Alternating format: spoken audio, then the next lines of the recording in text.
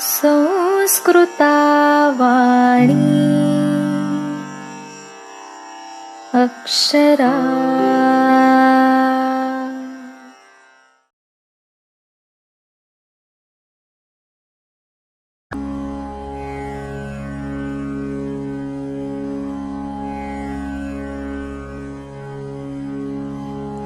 In the earlier episode, we understood the characteristics of the deity Indra. His description appears to be human, unlike the other natural deities. However, there are various other natural deities who readily come in the order of importance after Indra. One such deity, which comes third in the row of importance based on the number of suktas, is Soma. While knowing about Indra, we saw that Soma is the favorite nutriment of Indra. Having drunk it, he becomes exhilarated and kills his enemies. Not just Indra, but most of the other deities too are fond of Soma. The Soma Yaga or the Soma sacrifice holds a high position among the others. Then what precisely is the form of Soma? Let us know. Soma is an important herb or vanaspati of the Rigvedic times which was used for a variety of purposes. Researchers believe that it is the ephedra plant species of the modern times. It is generally found in the mountain areas. Its importance grew so much in the Vedic life that almost every seer family composed hymns in praise of Soma. And hence, these hymns were collectively incorporated in a separate mandala. And thus, the ninth mandala is known to be the Soma mandala. It is the only mandala of the Rigveda which is dedicated to a deity. The other mandalas are segregated based on either the family of the seers or based on other criteria. Moreover, even though this mandala contains only Soma Suktas, it isn't so that the other mandalas are devoid of it. The other mandalas too have some Soma Suktas. In addition to these, Soma is also coupled with Indra, Agni, Rudra and Pushan as a dual deity in many suktas. All this clearly highlights the significance of Soma. The Soma known to us is mostly considered to be alcohol. However, in the Rigvedic times it was an energy drink extracted out of the Soma herb. The word Soma is also often used to describe the moon in the later texts. But Rigveda doesn't refer to Soma in that meaning. Thus, the Rigvedic Soma too, like the other deities, differs from the concept known to us. Just as Agni played a vital role in the yajnas, the importance of Soma too is noteworthy. Different deities are given the oblations of Soma. Soma sacrifice holds a pivotal place in the hierarchy of the yajnas. Soma Yaga accounts to be one of the prominent aspects of the Vedic rituals. Soma is offered to various deities. Each ritual in the process is performed with specific rites for that ritual. Even the smallest of the events, like carrying the Soma to the sacrificial altar, crushing the Soma, extracting its juice, etc., are combined with dedicated rites. It is described as the favorite nutriment of most of the deities. And thus, Soma offering is common to most of the deities. However, some deities are not given the right of receiving the Soma offering, like Rudra. Hence, its importance as an offering, as well as a deity, justifies the ninth mandala being solely dedicated to its praise. As stated earlier, Soma is a vanaspati or herb. It is generally green in color. Apart from its importance in the yajnas, it also has various other utilities.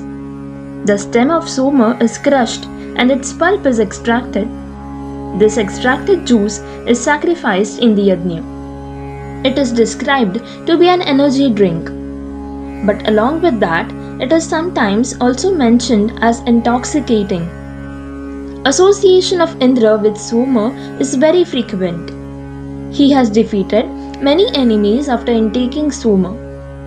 One sukta actually describes Indra speaking under the influence of Soma about whether he should move the earth, etc. Thus, many such similar references can be seen where Soma is described to be a drink which stimulates and energizes the men as well as the deities.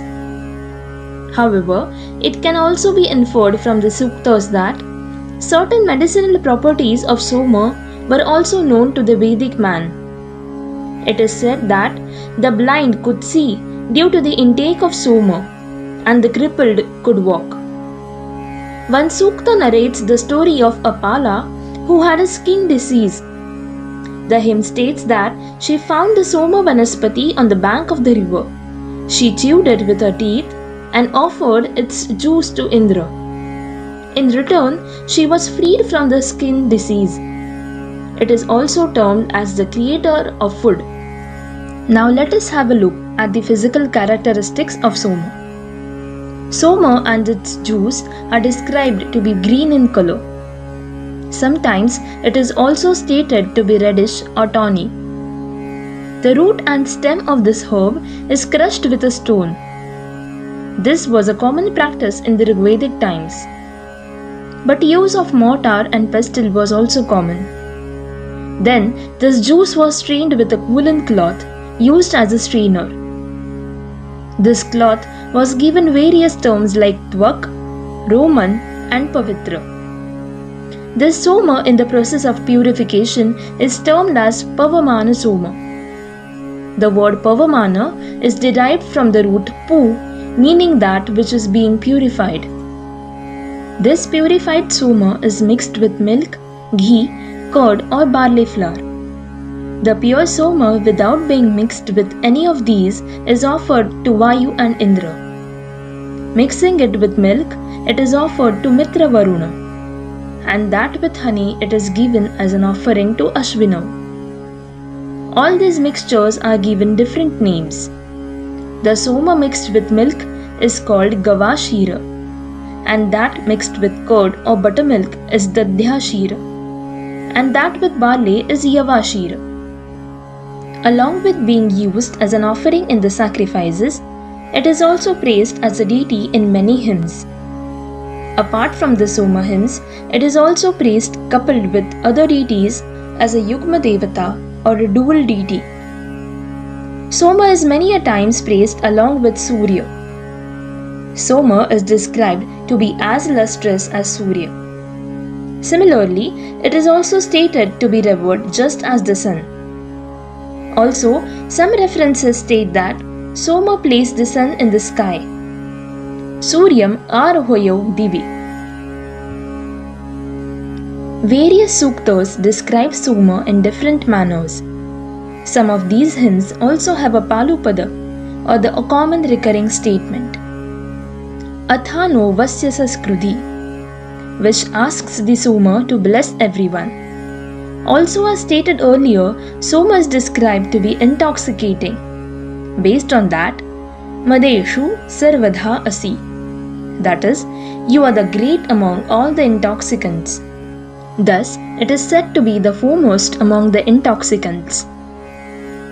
In this manner, Soma became the third deity having maximum number of suktas after Agni and Indra. Having understood this deity, in the next episode we shall move further to understand the importance of the other natural deities and their forms.